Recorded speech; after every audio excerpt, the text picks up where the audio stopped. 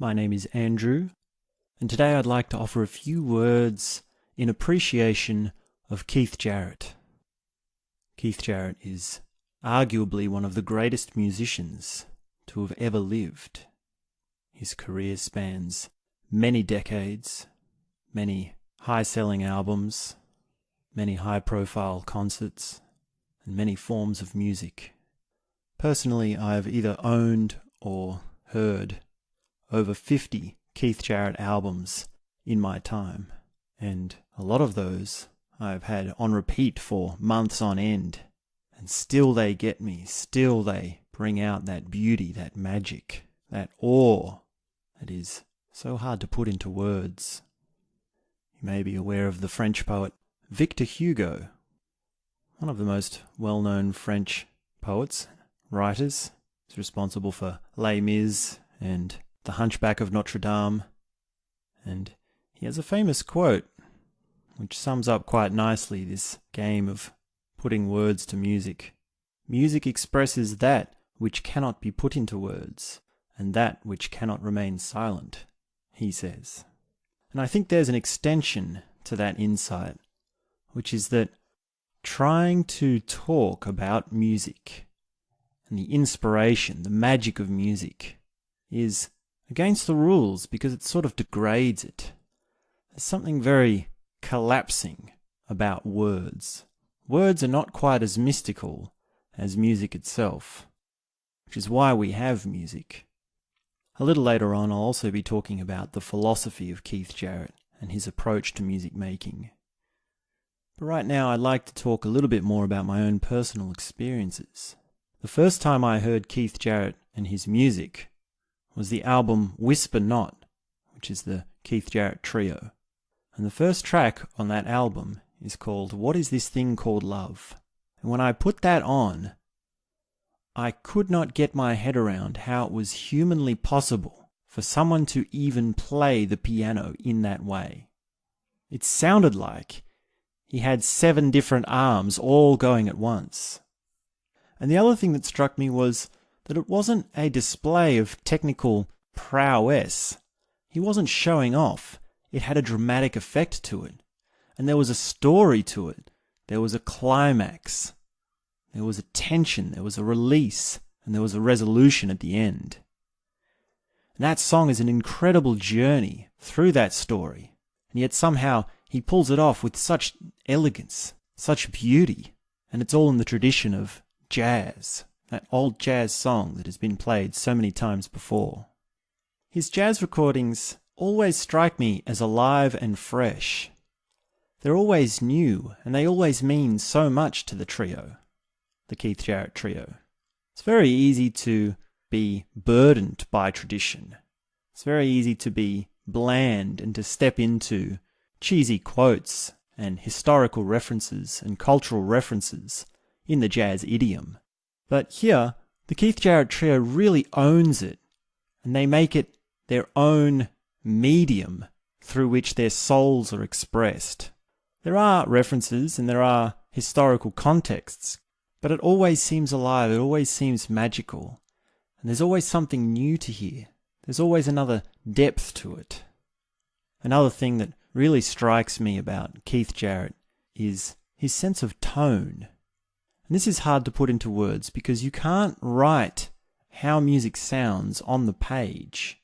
You can't put it into music that is written on the paper. He can be playing sometimes very simple melodies. He's got a strong influence from Ahmad Jamal, who is a jazz pianist who predates him, and Jarrett has often referenced him as an influence. But there's something so tender and so powerful about the touch that Jarrett has on the piano. At times it is forceful and round, and sometimes it's tender and light, and yet he just makes it sing. Somehow that piano becomes a whole choir when he's letting those sounds emanate out from it. There are many albums that I can talk about which have had an incredible effect on me. Most notably is the Vienna Concert. And if you want to have a little bit of practice with your crying, then I suggest you listen to the Vienna concert. And Jarrett himself has said that that was one of those pinnacle albums, those pinnacle moments in music, which are really the crown jewel on his career. But that album was at a time when he was still doing those long-form solo piano improvisations. Usually a piece would be 30 to 40 minutes long, and he'd do a few of those. He'd either do a full disc or a double disc album. And it wasn't until later that he started to transition into shorter form improvisations. And this development as a creative spirit in music is testament to his ability to explore many avenues. And what's staggering about Keith Jarrett overall is just how many styles of music he can bring out, and he can master, and he can fully express with aliveness and jest. Probably my most favourite Keith Jarrett album of all time is Radiance. This is a solo piano album. I remember hearing it for the first time in my late teens. And as far as I'm concerned, this album marks the end of humans playing piano. It is the final frontier, never to be surpassed again. Once this album was out, everything that a human being can do at the piano has been done. And I doubt we'll ever see anyone who comes close to the range, the depth, the virtuosity, the beauty, the complexity, and the sheer magnificence that is from this album, Radiance. Just the title itself is striking. There seems to be something emanating from this music, something ethereal. I'd like to read a few words from the liner notes to help us segue into our discussion about the philosophy behind Keith Jarrett. So he says in the liner notes of Radiance, "How we arrive at profound thoughts has a lot to do with what we aren't thinking beforehand. And I had in mind letting some of the music happen to me without sitting there deep in thought. I wanted my hands, especially the left hand, to tell me things. This is part of the process I wished to experiment with. Transformative moments are very rare, or they seem so due to our inattention. It takes so many processes to coincide just so for us to arrive at a transformative moment if we're watching. But maybe this is wrong, and they happen constantly, though we are absent." So there's a lot in that, and it might seem a little esoteric at first, this idea of letting music happen to you. But if you're well aware of certain religious and non-dual philosophies, the idea of removing yourself from a situation in order to allow a flowering is not an uncommon philosophy. It's quite understandable if you know where the higher reaches of consciousness development lead to. And I think Radiance came about as a turning point in the Jarrett process. It was when he was really on the edge between one process and stepping into this new process and allowing the process to be part of the concert, as he said. And there's something very fresh about experimentation. And that's why I think this album, Radiance, is so alive. There are later albums where he took a similar sort of approach, and some of them are a bit hit and miss, if it is even possible for Jarrett to have an album which is a miss. So if you want to get into the more edgy, modern albums of Keith Jarrett, I recommend Radiance. One of the biggest influences on Keith Jarrett was George Gurdjieff, who was a mystic and a philosopher, a psychologist, who invented the fourth way, or came up with this philosophy called the fourth way. And Jarrett's talking here about lots of the elements of the fourth way which have defined his process for understanding music and music process. I'd like to read a little bit from The Psychology of Man's Possible Evolution, which is a book by Peter Ouspensky. So Peter Ouspensky was a student of George Gurdjieffs. And George Gurdjieff said that Peter Ouspensky was the one student who got as close as they could to understanding the fourth way. So in this book, there are a lot of aspects lined out by Ouspensky, and I'd like to share some of them to just show how many complexities there are to developing higher awareness and consciousness. So he's talking here about the idea of attention and how different it is and how many qualities there are to it.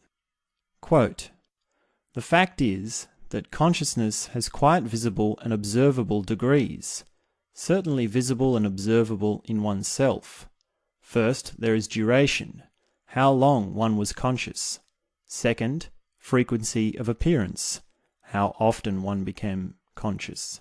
Third, the extent and penetration of what one was conscious, which can vary very much with the growth of man." End quote. And this is exactly what Jarrett is talking about in his liner notes to Radiance. He's saying that profound moments, transformative moments, may always be happening. It's just that we need to be paying more attention to them. And Jarrett was very much aware that consciousness and attention needs to be developed. I remember hearing an interview with Keith Jarrett where he kept talking about waking up. And people would ask him funny questions like, how much should we practice music? Or what music should we listen to? Or how should we go about becoming a musician? And these sorts of questions. And Jarrett always kept coming back to this one thing, and he would say something like, well, maybe you shouldn't be practicing music. There's something more important to be doing, which is waking up. And at the time, I didn't understand this. I didn't know what waking up meant. I didn't know what he was trying to say. And it was some years until it really clicked in my mind, which is that waking up is the growing of your attention, and therefore the strengthening of your perceptions, and therefore the expanding of your consciousness, coming into a deeper relationship with reality. Overall, we call that waking up. And it's so interesting that he says that that is more important than just the nuts and bolts of music. The fourth way, and the psychology of man's possible evolution, also talks about different centers. So there are instinctive centers, there are intellectual centers, there are also the five senses, there are also emotional centers, and there are also reflexes and moving functions. So these are just a few of the aspects of the fourth way which talk about what's driving a person. Where do our ideas and our actions really come from? And how can we become aware of them and employ them in different ways? If you listen to Keith Jarrett's music, you can hear at times it is very emotional, and other times it's very technical, which would be the intellectual side.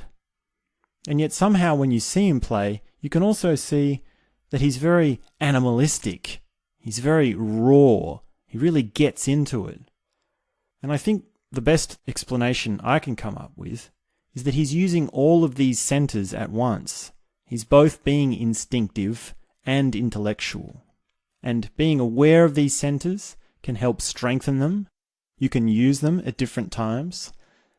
And also, he has a deep mastery of combining them and creating a flowing effect, which is an overall sound which comes through.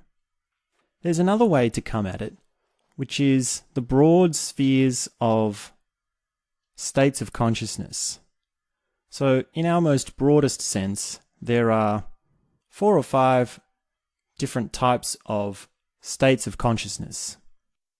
So there is gross, subtle, causal, and non-dual.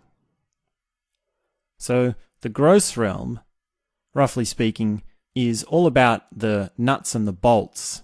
It's the tangible stuff. It's the objects. It's the things that you can point to, the things that you can film, the things that you can photograph, or the music that you can record.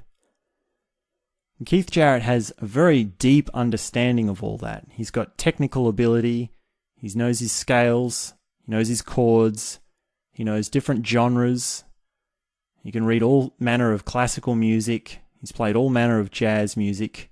And that's the gross realm, that's the tangible, point to it, easy to see, easy to figure out world. And then there is the subtle world. And that's a bit more difficult to categorize. That would be more like the details.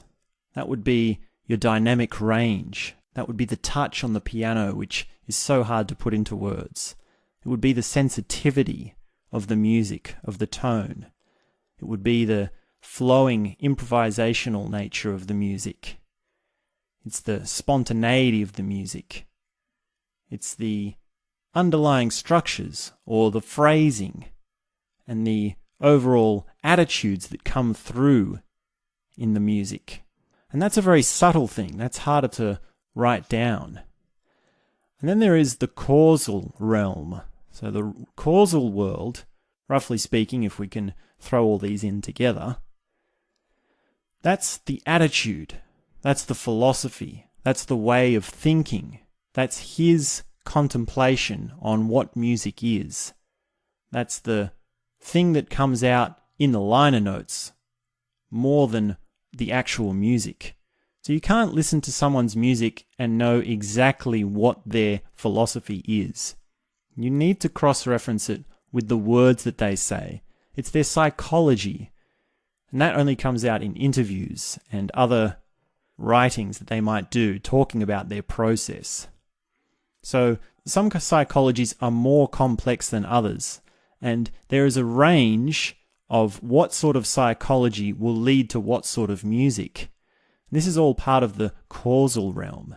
You can't really create your own psychology unless you're aware of this fact. You can't come into an understanding of mastering your psychology unless there's a part of you that can see the options and that can choose between different types of psychology. And that's the part of you which is very hard to put into words. You are not your thoughts. You are not the words bouncing around in your head. You are not the experiences that you've had. You are not the motivations that you've had. There's something that's navigating all those things. There's something that oversees the choosing and the picking and the controlling of those things. And that's what we call the causal self, or the causal realm. And they are nested in the subtle realm, and the subtle realm is nested in the gross realm. So you can't have subtlety to a piece of music unless the piece of music is being played. And you can't have a psychology of a musician unless they are playing the music and they're being subtle about it, and they've then gone on to develop themselves to understand psychology. So those are the first three realms, gross, subtle, and causal, and the last realm is the non-dual realm. So non-duality is what Keith Jarrett is talking about when he's saying that the music happens to him, and he's getting himself out of the way. So these are your ultimate peak experiences, where the subject and the object disappears.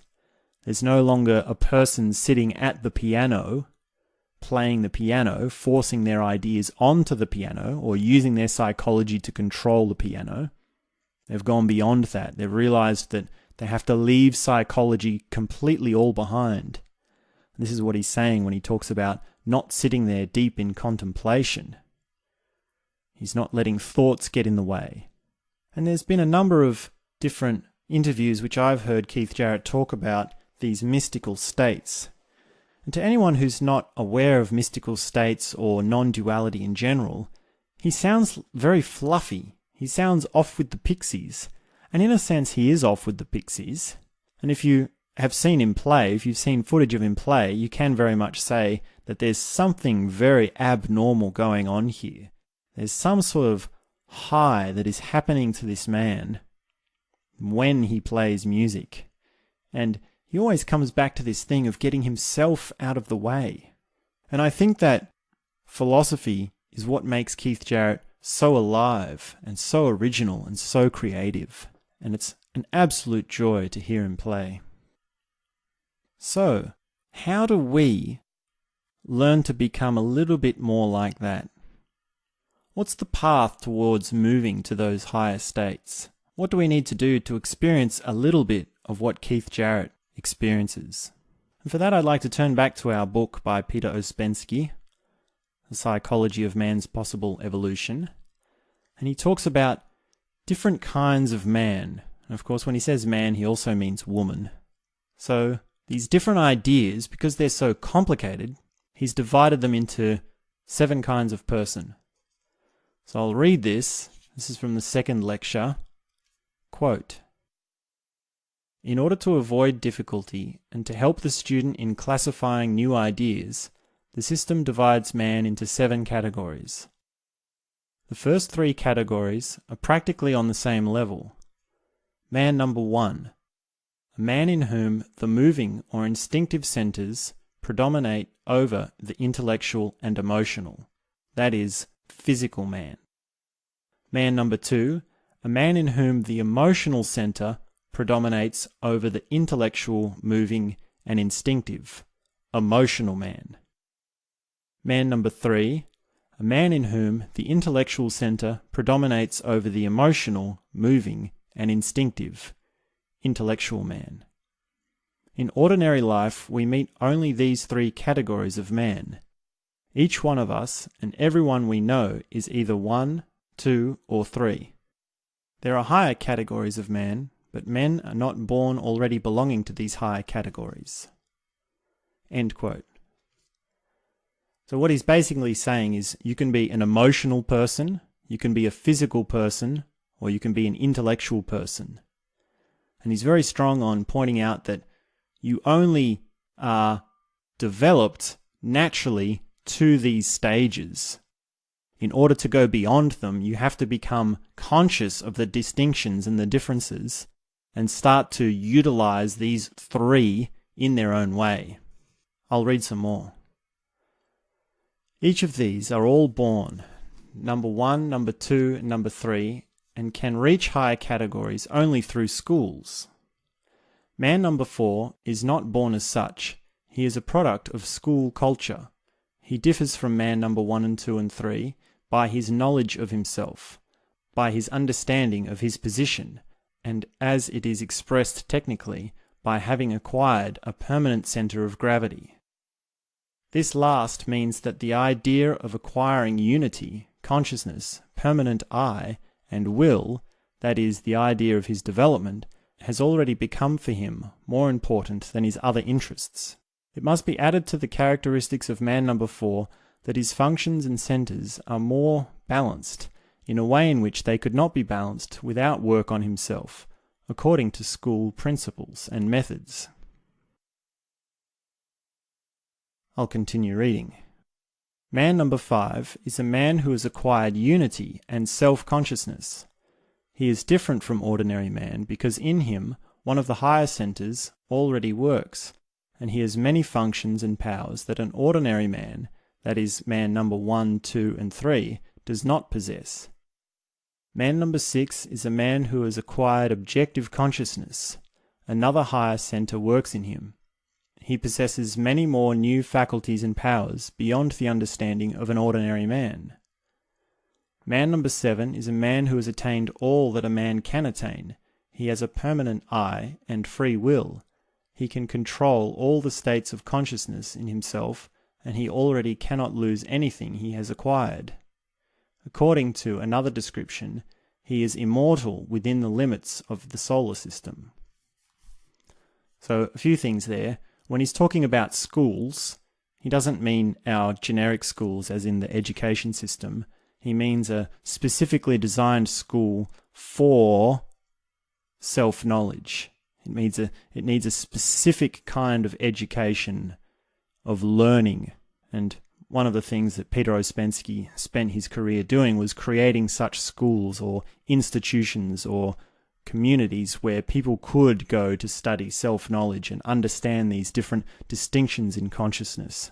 He's also talking about what it means to have a balance between different parts of yourself, the intellectual self, the emotional self, and how once these things have been balanced, the overarching self, or the thing that is the boss of all these things, can then further be developed. So all this takes part in the causal realm. What Peter Ouspensky is talking about is all philosophies, psychologies, and processes of the causal realm. So you're creating subtleties in your psychology, and it's built on gross actions. So gross then builds into subtle, and then subtle then builds into causal. And when we get all the way to the very top, and he's developed himself to this seventh man, that's when he has a non-dual experience. And that's what he's saying when he says he's immortal within the limits of the solar system. So it doesn't mean that he's immortal as in that he won't die. It means that he's tapped into something that is timeless. He's tapped into an event, a location, and an experience which is beyond just the person themselves. They become the whole experience. They become the whole room. And this ties into what Keith Jarrett sometimes talks about in his concerts, when he says that someone in the front row can put him off. Someone in the back row who makes a noise, or someone with a funny haircut, or someone who doesn't feel quite right, can put him off because he's very sensitive to the room. He's very sensitive to the whole situation that he is in when he is making music. So it is easy to see that Keith Jarrett is quite harsh with his demands for performance spaces. He has been known to be quite rude to audience members and quite harsh and quite demanding. But that's just because he is so sensitive to the environment, and he is aware of how many factors are going on around that affect the music.